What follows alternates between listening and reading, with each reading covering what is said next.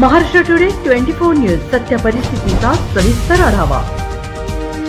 गडचिरोली 5 जहाल माओवाद्यांचे आत्मसमर्पण, 38 लाखांचे होते बक्षीस।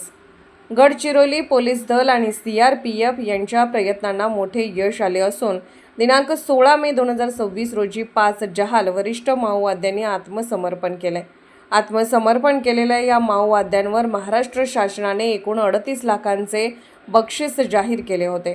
यामध्ये 1 DVCM, 1 PPCM, 1 ACM आणि 2 सदस्यांचा समावेश आहे।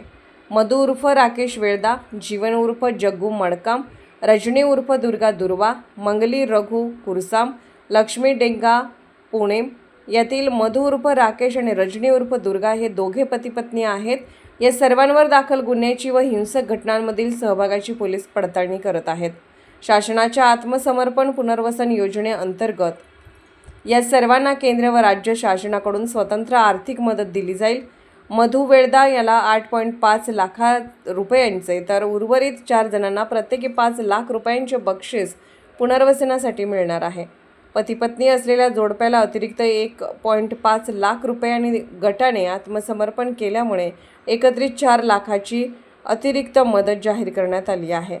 गडचिरोली पोलिसांच्या प्रभावी मोहिमांमुळे जिल्ह्यातील माओवाद आता केवळ भामरागडच्या सीमावर्ती भागापुरता मर्यादित राहिला आहे।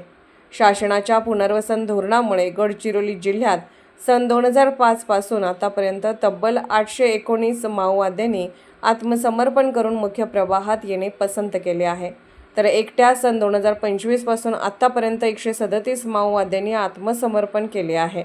महाराष्ट्र टुडे मराठीसाठी ब्युरो रिपोर्ट, गडचिरोली।